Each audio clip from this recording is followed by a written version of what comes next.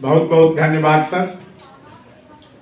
अब मैं इसी महाविद्यालय के राजनीति शास्त्र के सहायक प्राध्यापक डॉक्टर रविकांत पांडे से निवेदन करूंगा कि आए और वो अपनी बात रखें या अपना पेपर पढ़ें। डॉक्टर रविकांत पांडे।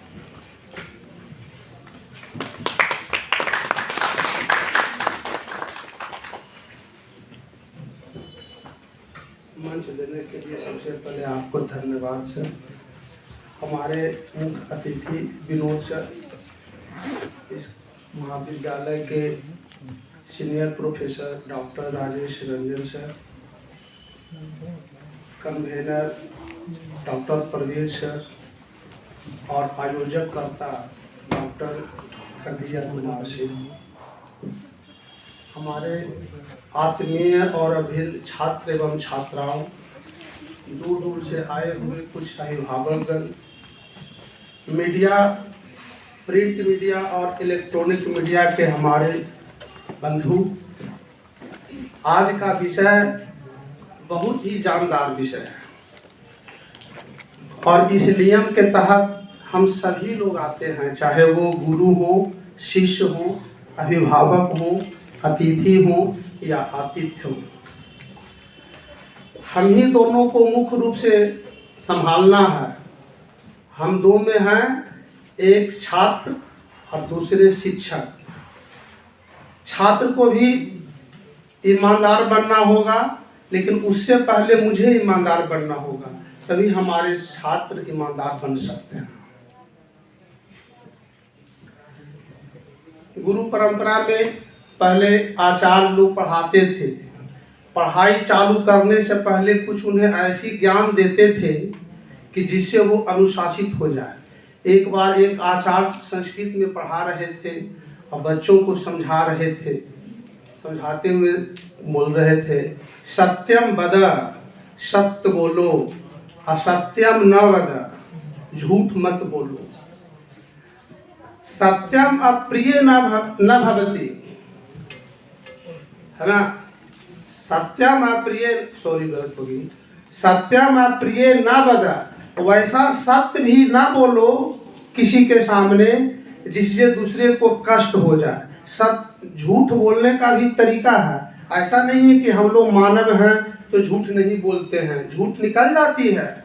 जानबूझकर नहीं भी बोलेंगे तो भी निकल जाएगा, लेकिन जो ईमानदार और सत्य निष्ठावान होगा वो अपनी गलती को जरूर पहचान लेगा, चिन्हित कर लेगा और उसके बाद अपने झूठ को वो सुधार लेगा। आगे कहते हैं, सत्यपदा असत्यम न पदा, धर्मम चरा, धर्म का आचरण करो, स्वाध्याय प्रवचनाभ्याम न प्रमतव्यम, अपने अध्याय और प्रवचन से भी अलग नहीं हो।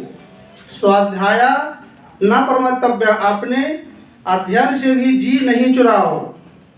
अब है, कहते हैं आगे, मातृदेवो भव, पितृदेवो भव, आचार्यो देवो भव, अतिथि देवो भव, यानी नपद्यानि कर्माणि तानि सेवित्यानि नोइत्राणि।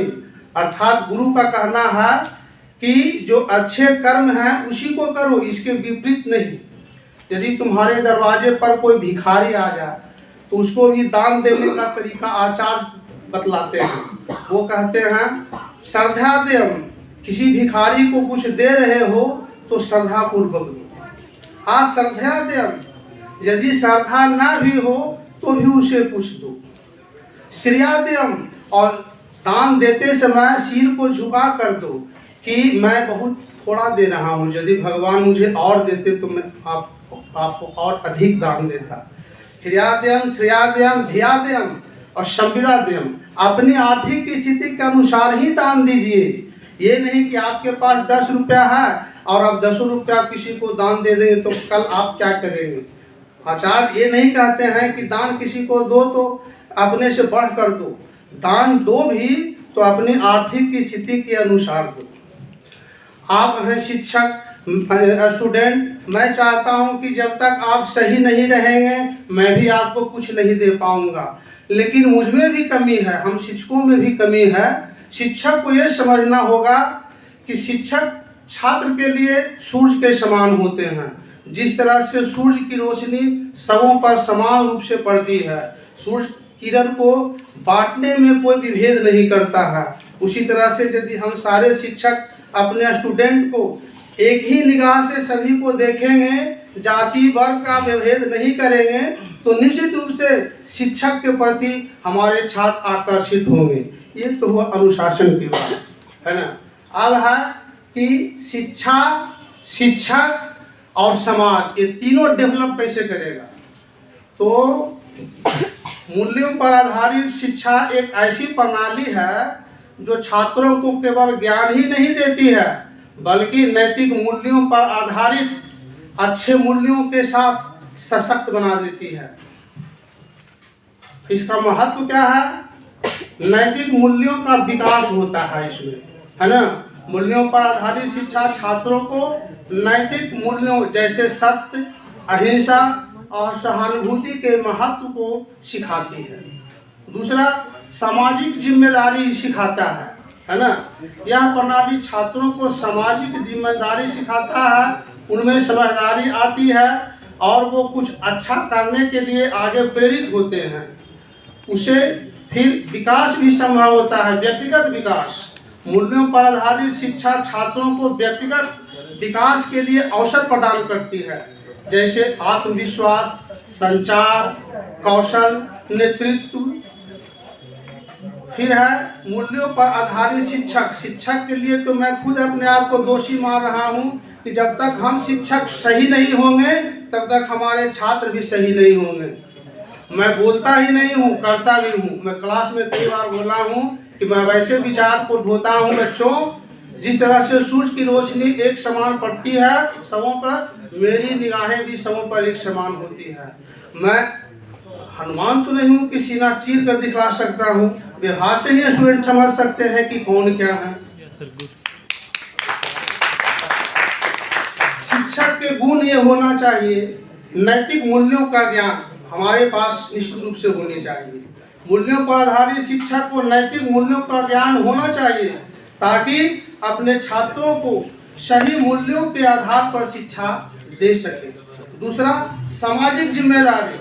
यह सही है कि एक शिक्षक अपनी सामाजिक जिम्मेदारी को समझता है तथा अपने छात्रों को भी इसके प्रति जागरूक करता है। तीसरा है व्यक्तिगत विकास। यह मूल्यों पर आधारित शिक्षा से व्यक्तिगत विकास होती है। जीवन में कौशल क्षमता बढ़ता है, नेतृत्व क्षमता बढ़ता है। अब मूल्यों पर आधारित समाज के गुण क्या होना चाहिए। मूल्यों पर आधारित समाज अपने नागरिकों को नैतिक मूल्यों को पालन करने के लिए सिखाता है, जैसे सत्य, अहिंसा, सहिष्णुता, उपकार, परोपकार इत्यादि। उसमें सामाजिक जिम्मेदारी क्या बढ़ती है। यह समाज अपने नागरिकों को सामाजिक जिम्मेदारी के महत्व को समझाने में मदद करता है ना। जैसे कि समाज के लिए कुछ करना, दूसरों को आगे बढ़कर मदद करना, इससे समाज को ही व्यक्तिगत विकास होता है। जैसे मूल्यों पर आधारित नागरिकों को व्यक्तिगत विकास का भी अवसर प्रदान करता है, जैसे आत्मविश्वास, संचार कौशल, नेतृत्व क्षमता, उपकार। मूल्यों पर आधारित समाज के लाभ क्या हो सकते हैं। पहला लाभ, बेहतर नागरिक बनेगा। मूल्यों पर आधारित शिक्षा जब ग्रहण करेंगे तो वो बेहतर नागरिक बनेंगे।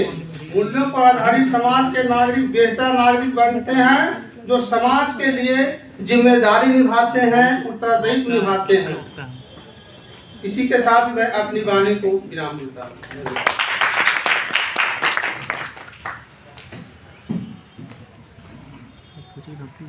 पांडे सर ने